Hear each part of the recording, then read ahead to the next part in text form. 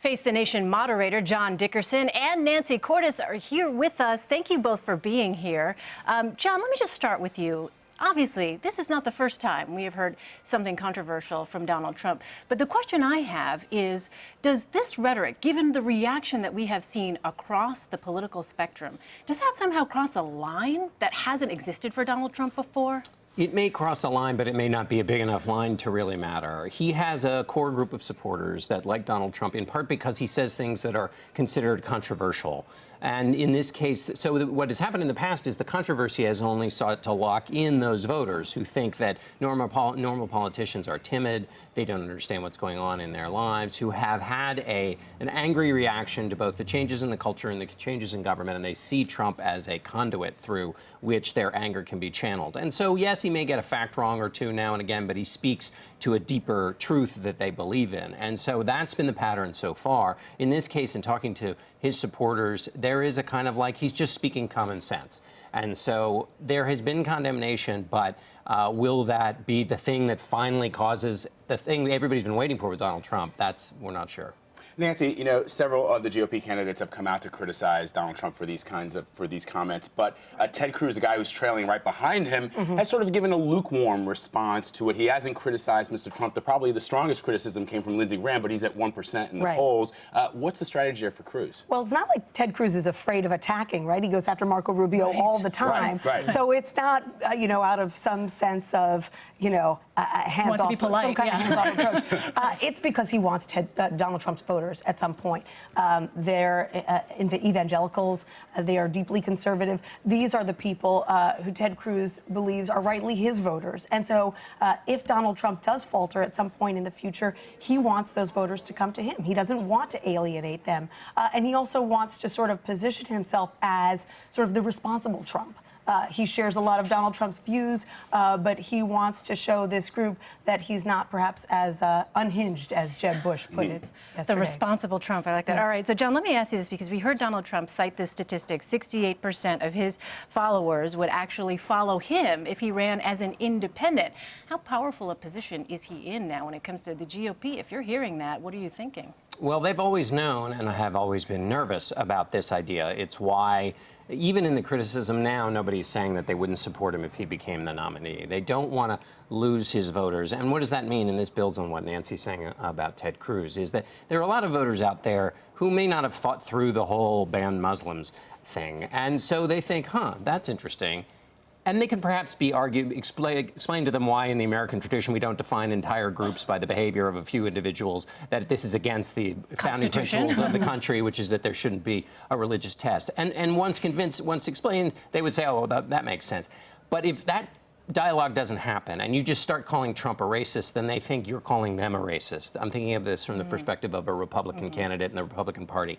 So they don't want to push away all those voters and look like they're siding with the mainstream media and the elites and the liberals. And so that gingerness, that worry is what they've always been worried about with Trump. And that 68% is basically the size of the vote. And that's 68% of the share of the vote that Trump has got, which is the largest share of any of the other candidates running. But to John's point, it's no accident that Donald Trump tweeted that out yesterday, just as Republican leaders started to condemn what he was saying. It was a reminder, hey, you know, don't do this. We promised you don't go after me, I don't bolt the party. But, you know, what we see is, you know, it's almost an untenable situation. They have to say something. They can't allow him to speak for the party in this way. Otherwise, you know, even if he's not the nominee, they're still going to be tied to a lot of the things that he has proposed. And also, I think one of the things that party leaders ran into is that you had the chair of the Republican Party in New Hampshire speaking out, the chair of the South Carolina Republican Party. Then if you're a real leader of the Republican Party in Washington and you're not saying anything, but some people in your party find this so objectionable to the tenets of what they believe that they're speaking out, then you're really stuck. Because then you look like a coward and you're being tarred with whatever negativity is being stirred up by Trump. And so That's part of the cycle here as well. Nancy, Carly Fiorina said that in a head-to-head against Hillary Clinton, she would wipe the floor with Donald Trump. And I find it really interesting because I don't know if you guys troll the bowels of the internet the way I do, but there are like Reddit themes and there are Reddit trolls. Yeah, right. Talking about how Trump may even be a Clinton plant. That's like a theory out there that, you know. But it is interesting that she says that. But they both have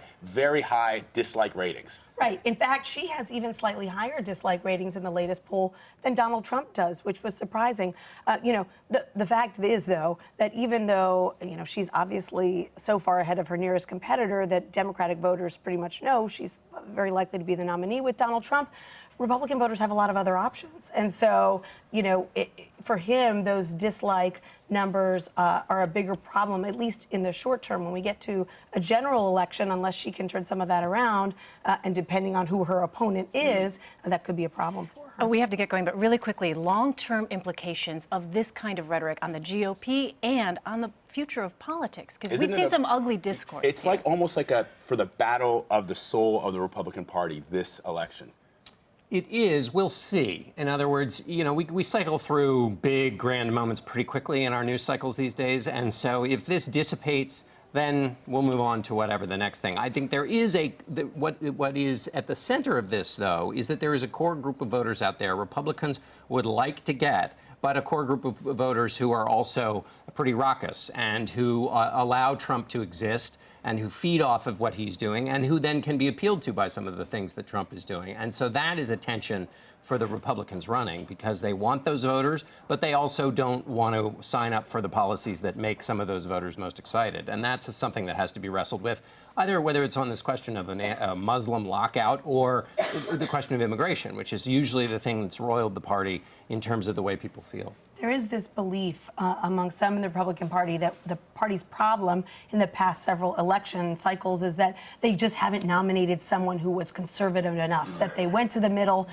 with folks like Mitt Romney or John McCain, and that was why they lost. And there are some Republican strategists who say, look, maybe we need to test this theory and go much further to the right, just to show people that actually we lose even bigger with a candidate like that, because we lose independence entirely, and instead of losing the general election by 3 points, we lose by 7 points or 10 points, and at least it will prove to people that no, if we're going to become a party of the future, if we're going to win the presidency again, we're going to need to figure out how to make this a bigger tent.